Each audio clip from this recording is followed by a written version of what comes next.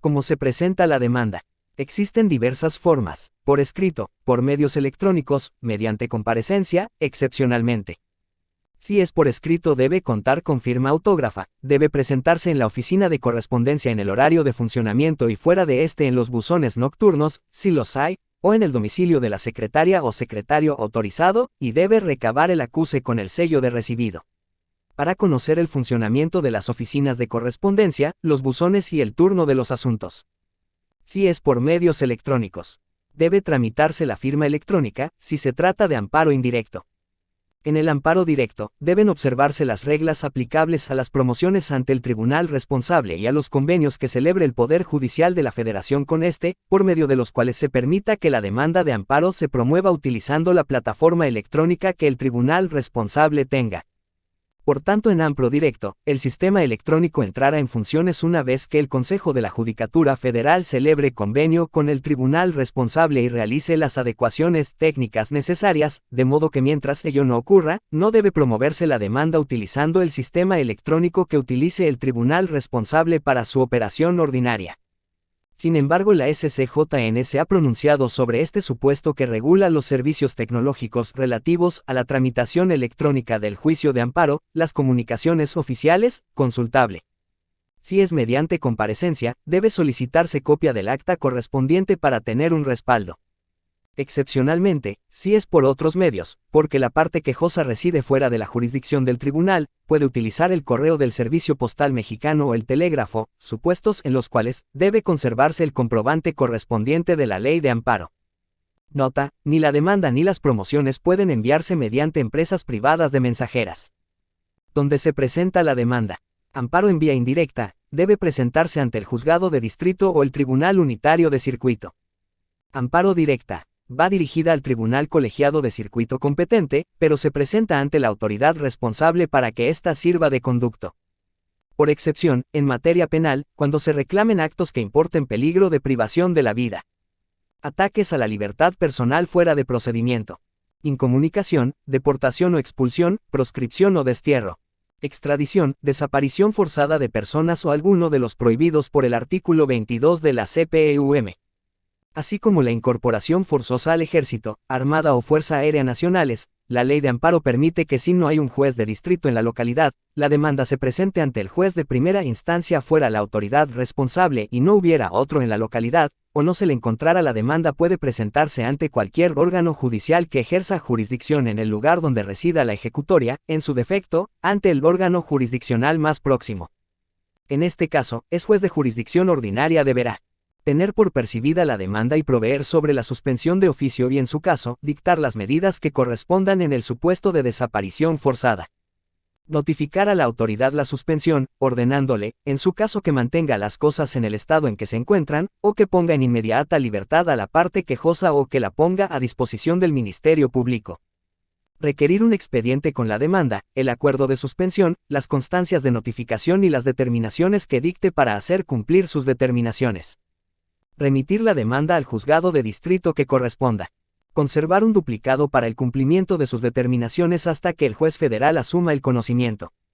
Como es la competencia de amparo, se determina por territorio, materia y grado. Por territorio, la superficie del país está dividida en círculos y estos en distritos, cuyo número varía en cada época. Por materia, hay órganos con competencia mixta y otros especializados en una, dos o tres materias y otros subespecialidades. Muchos órganos, además de la competencia en amparo, tienen competencia ordinaria federal en materias civil, penal y administrativa. Por grado, los juzgados de distrito y los tribunales unitarios de circuito conocen del amparo indirecto en primera instancia, los tribunales de circuito en amparo indirecto en segunda instancia y los amparos directos en única, o primera, por excepción, instancia. La SCJN conoce en segunda instancia amparo indirecto y directo y puede atraer para sí el conocimiento de cualquier asunto. El número de circuito, de tribunales colegiados y unitarios de circuito, y de juzgados de distrito, su residencia y competencia territorial se determinan en un acuerdo general, o el acuerdo general del Pleno de CJF, relativo a la determinación del número y límites territoriales de los distritos y circuitos judiciales en que se divide la República Mexicana y al número, a la jurisdicción territorial y especialización por materia de los tribunales de circuito y de los juzgados de distrito. Las cuestiones de turno entre tribunales no constituyen cuestiones competenciales, sino solo reglas administrativas de distribución de asuntos. Como elegir el tribunal competente. 1. Amparo vía indirecta. El competente será un juzgado de distrito o tribunal unitario de circuito si se reclama un acto de otro tribunal unitario y por excepción, un juez de instancia A en el lugar no reside uno de distrito. En amparo vía directa, el competente será un tribunal colegiado de circuito, aunque la demanda deba presentarse por conducto de la responsable. 2. Debe identificarse la materia, civil, penal, administrativa, dentro de esta, la subespecializada en competencia económica, radiodifusión y telecomunicaciones, o laboral. La materia civil comprende las relaciones de coordinación entre personas. La penal, las cuestiones relacionadas con la libertad penal, los delitos, las personas y su ejecución. La administrativa, las relaciones de suprasubordinación entre personas y el Estado o los entes públicos, licencias, concesiones, autorizaciones, contratos administrativos, contribuciones, regulación pública, faltas, responsabilidades de servidores públicos, etc. La laboral, las relaciones entre patrones y trabajadores o servidores, artículo 123 constitucional. 3. Las reglas de turno no dan lugar a conflictos competenciales. En indirecta, existen varias reglas. Es competente que ejerza jurisdicción en el lugar en que deba tener ejecución, trate de ejecutarse, se ejecute o se haya ejecutado el acto reclamado en materia penal, existen criterios específicos. Si el acto reclamado puede ejecutarse en dos lugares o inicio la ejecución en un lugar y continuo en otro, será competente cualquiera de los jueces que ejerzan jurisdicción en esos lugares ante quien se hubiera presentado la demanda. Cuando en un circuito existan juzgados de distrito mixtos y tribunales de circuito especializados, la competencia se determina atendiendo a la naturaleza del acto reclamado y de la autoridad responsable. Si el acto reclamado es declarativo porque no requiera ejecución material, será competente el juez en cuya jurisdicción se haya presentado la demanda. Cuidado, esta regla fue creada por la nueva ley. En directa, existen también varias reglas. El competente, por regla general, es el tribunal que ejerce jurisdicción en el lugar de residencia del tribunal responsable. Una regla especial prevista en el artículo 34 de la ley establece que en materia agraria y en los juicios contra actos de tribunales federales de lo contencioso administrativo, es competente el tribunal colegiado de circuito que tenga jurisdicción en donde el acto reclamado deba tener ejecución. Trate de ejecutarse, si se está ejecutando o se haya ejecutado. Cuidado, la SCJN, al interpretar la regla especial y tratándose de la materia contencioso-administrativa, estableció que también en este supuesto la competencia debía determinarse atendiendo al domicilio de la autoridad responsable y que en materia agraria, cuando el acto reclamado no quiera ejecución material, corresponde al tribunal que ejerza jurisdicción en el domicilio de la autoridad responsable. El tribunal colegiado de circuito es competente cuando se reclama una sentencia que decide el juicio en lo principal, aunque no se hubiera agotado el principio de definitividad, pero entonces el juicio probablemente será improcedente. El tribunal colegiado de circuito que conoce de una demanda de amparo directo es competente para conocer del amparo adhesivo, aunque en este se plantee la falta de emplazamiento del adherente al juicio natural, pues entonces debe calificar como inoperantes los conceptos relativos. Grado deba tener ejecución la sentencia o resolución reclamada. Grado se ubique el domicilio de la responsable si la sentencia es meramente declarativa y no requiere ejecución. Grado LSCJN puede ejercer su facultad de atracción para conocer de ciertos asuntos. ¿Qué ocurre si se presenta la demanda ante un tribunal que no es competente? Cuando la cuestión de incompetencia se advierte por el juez de distrito en la presentación de la demanda en amparo indirecto, esta situación puede impedir que se pronuncie sobre la suspensión, salvo que se trate de los supuestos del artículo 15. En conflictos y cuestiones de competencia se observan reglas básicas. Un tribunal inferior no puede plantear incompetencia a su superior. Entre jueces de distrito o tribunales unitarios de circuito, el procedimiento supone que uno declina y remite al otro y si éste rehúsa, regresa al declinante, y si éste insiste, se remite al tribunal superior de ambos o del que previno quien dará aviso al juzgado o tribunal que se rehusó a aceptar y dictará la resolución que corresponda. Igual regla se observa si el quejoso promueve dos juicios en contra del mismo acto y órgano conoce que otro está tramitando un juicio contra el mismo acto de que éste conoce multa. Entre tribunales colegiados de circuito, el declinante lo remite al otro y si éste rehúsa lo remitirá a la SCJN para que resuelva el conflicto. Si la incompetencia es por razón de vía, el juzgado o el tribunal unitario lo remitirá al tribunal colegiado y éste revisará su decisión. Si no acepta, devolverá el asunto. Si es la inversa, el tribunal de circuito debe declararse incompetente y su decisión no puede rehusarse por el juez. No se disponen recursos para que las partes impugnen las resoluciones sobre incompetencia. Si la incompetencia se declara en la audiencia constitucional, el juzgado que reciba el asunto puede reponer el procedimiento o solo celebrar nuevamente la audiencia. Las reglas de turno para distribución de asuntos no generan conflictos competenciales. La incompetencia de un órgano jurisdiccional para conocer de un juicio de amparo puede ser advertida y declarada por el tribunal que conozca de recurso de revisión, el cual dejara insubsistente la sentencia y ordenara la remisión del asunto al órgano que estime competente. Los conflictos de competencia entre las salas de la SCJN se resuelven por el Pleno. Al resolver un conflicto competencial, la SCJN ha dejado de aplicar una disposición declarada inconstitucional por jurisprudencia. Si los tribunales colegiados contendientes no envían los autos a la SCJN para que resuelva el conflicto, el interesado puede acudir directamente a ella. Si al rendir el informe justificado, la autoridad ejecutora niega el acto y esa negativa no es desvirtuada por la parte quejosa, puede ocurrir que el juez se declare incompetente en la sentencia por ser competente el juez del lugar donde resida otra autoridad, o en su caso, que el tribunal revisor deje sin efectos la sentencia y ordene se remita el asunto al juez competente. Existen otras reglas para supuestos específicos. ¿En qué plazo debo presentar la demanda?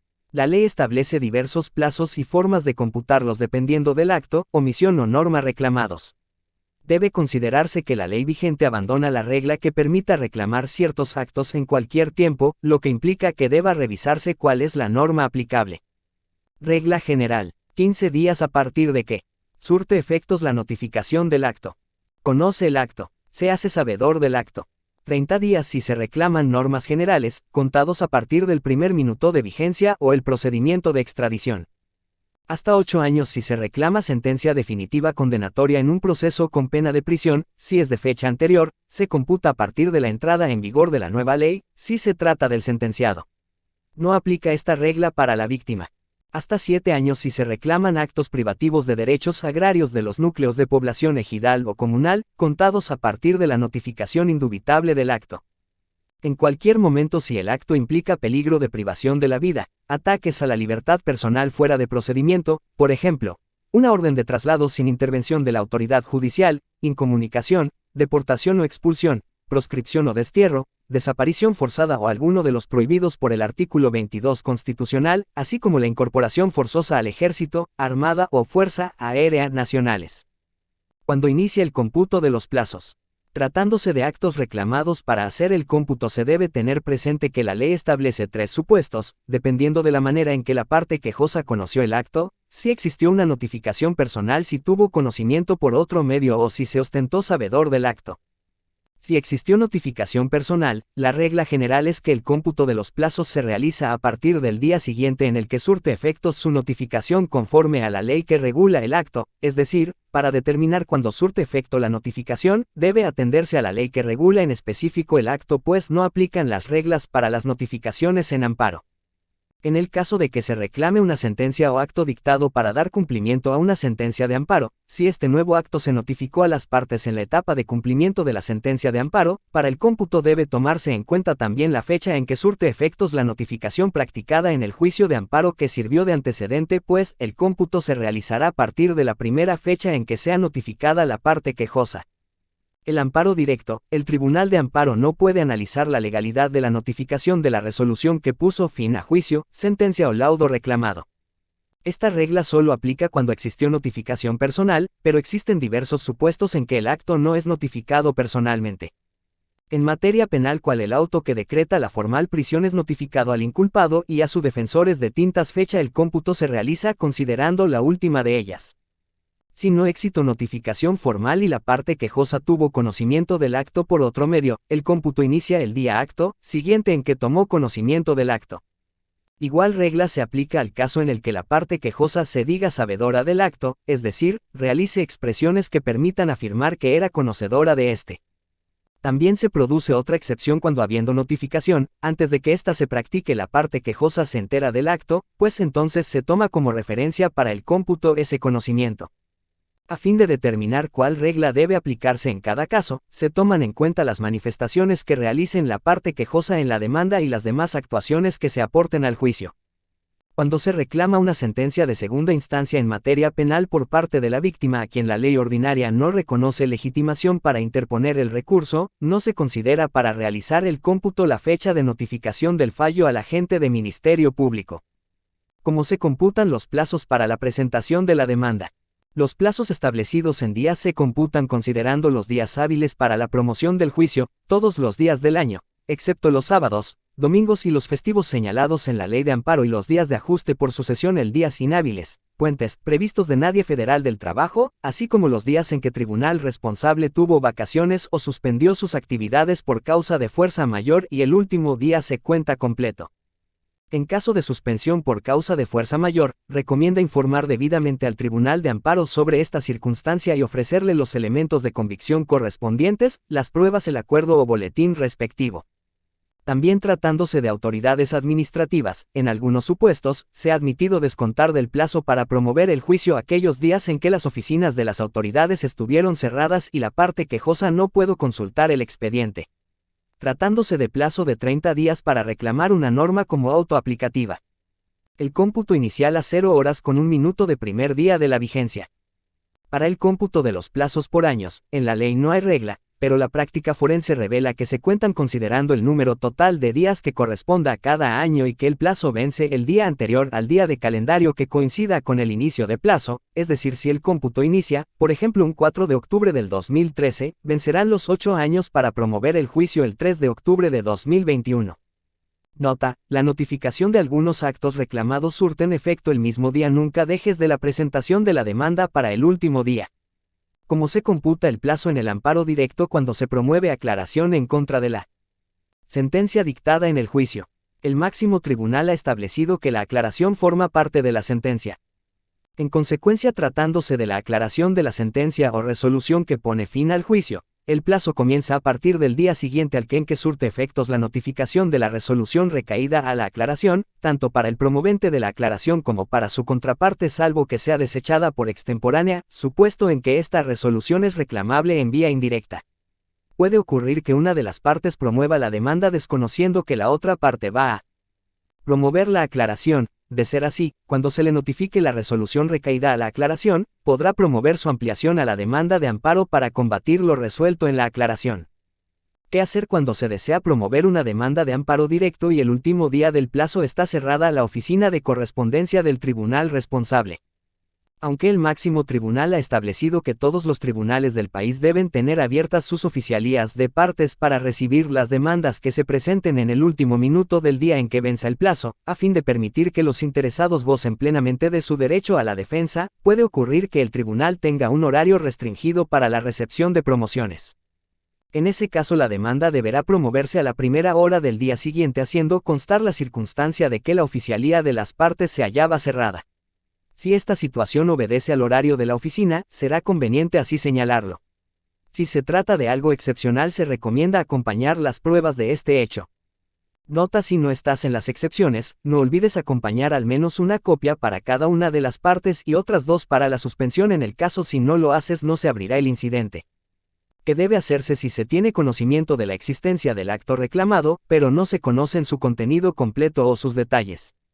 Aunque la jurisprudencia de máximo tribunal ha establecido que el cómputo para reclamar un acto comienza a partir de que se tiene conocimiento completo de este, se recomienda reclamar el acto e informar al tribunal que no se tiene el conocimiento completo, solicitar a la autoridad que se remita el documento en que conste el acto y, en su caso, el procedimiento o expediente del cual derivó, y anunciar que se formulará la ampliación tan pronto se conozcan las constancias que remita la autoridad.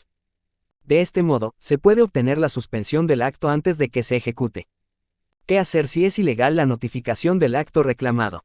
Si el acto se está reclamando mediante el amparo indirecto, debe señalarse como reclamada también la notificación y llamar como responsable al notificador o autoridad que la practicó, a menos que haya algún incidente de nulidad que deba promoverse ante la responsable, pero aún en caso de que exista ese procedimiento, se recomienda que se promueva el amparo en contra del acto notificado para evitar que se tenga por consentido. Si el acto se está reclamando por medio del amparo directo, es una sentencia definitiva, laudo o resolución que pone fin al juicio. La notificación no puede reclamarse en el juicio, sino que debe ser invalidada con base en el medio ordinario que prevea la legislación que regule el juicio de origen, pues el Tribunal Colegiado de Circuito no puede estudiar la legalidad de la notificación ni siquiera mediante el recurso de reclamación. En ese supuesto, se promueve la nulidad de la notificación y se continúa el tribunal colegiado sobre esta promoción con la copia sellada del escrito correspondiente y puede solicitarse, incluso en el recurso de reclamación en contra desechamiento de la demanda de amparo, la suspensión del procedimiento mientras se resuelve sobre la validez de la notificación. Que puede esperarse después de que se presente la demanda en vía indirecta. El auto que recae a una demanda puede ser de 4 tipos. Una declaración de competencia. Una admisión a trámite en que se toman diversas providencias importantes, un desechamiento por advertir una causa manifiesta e indudable de improcedencia. Una prevención para que se aclare o complemente la demanda. En el primer supuesto, habrá de estarse a las reglas aplicables a las cuestiones competenciales. En los supuestos segundo y tercero los proveídos pueden ser impugnados. Pero tratándose de prevención, es aconsejable tratar de desahogarla con independencia de que en su momento se interponga el recurso en contra del auto que la tenga por no desahogada en la cual podrá combatirse la prevención. Si el escrito se desahogó de la prevención y se presenta antes de que concluya el plazo concedido, el tribunal deberá acordarlo y resolver si se desahogó la prevención y no se estima satisfecha la prevención, deberá notificarse personalmente a la parte quejosa esta determinación para que pueda subsanarla en el tiempo reste del plazo. ¿Cuáles pueden ser las causas de una prevención? La prevención puede derivar de la falta de cumplimiento de los requisitos del escrito de demanda, de la oscuridad, ambigüedad o algún otro defecto de las manifestaciones contenidas en la demanda, de la falta de acreditamiento de la personalidad, de que no se manifestó la fecha en que se tuvo conocimiento del acto reclamado o de la imprecisión o defecto en el señalamiento de los actos reclamados o de las autoridades responsables. Cuando existe error en la vía debido a que en una demanda se haya promovida en vía directa debiendo ser indirecta, el juzgado de distrito que reciba el asunto deberá prevenir a la parte quejosa para que ratifique bajo protesta de decir verdad los antecedentes del acto reclamado. ¿Qué hacer frente a una prevención? Si la prevención obedece a que hubo alguna irregularidad, ambigüedad u oscuridad en la demanda, no se acreditó la personalidad, no se precisó el acto reclamado, no se exhibieron las copias o existe algún dato o información que necesita el tribunal, lleva a cabo los siguientes pasos. Lee cuidadosamente el auto de prevención e identifica en qué consisten los requerimientos y procede a atenderlos en el plazo concedido, 5 días por regla general. Busca la información que se te solicita. Elabora el escrito de desahogo que debe firmar quien sea parte quejosa o quejoso o su representante. El autorizado tiene limitaciones para desahogar ciertas prevenciones, en el cual debe hacerse referencia en orden y por separado a cada aspecto del requerimiento y explicar cómo se satisface. De no ser posible hacerlo, expresa con precisión las razones que te impiden dar cumplimiento a la prevención y de ser necesario, acredítalas. Estas razones serán calificadas por el tribunal. Deberá acompañarse el escrito con copia de este en igual número exhibido con el escrito inicial o al señalado en la prevención. Debe desahogarse con la mayor prontitud, porque si se presenta el desahogo uno o unos días antes del vencimiento de plazo y si el tribunal no considera satisfecha la prevención, lo notificará al promovente para que esté en posibilidad de complementar su promoción en el tiempo que quede, aún del plazo concedido. Si no se desahoga la prevención, no se admitirá a trámite la demanda o se admitirá parcialmente o con algunas salvedades, al menos que surja algún motivo por el cual el juez arribe a otra conclusión. Si la prevención deriva de la falta de acreditamiento a la personalidad, debe exhibirse un poder o un título que otorgue representación en los términos de la ley al promovente de la demanda, para que pueda actuar en representación de la parte quejosa, el cual debe ser de fecha anterior a la presentación de la demanda. En contra de la resolución que no admite la demanda, tiene un recurso con que puedas impugnar también la prevención.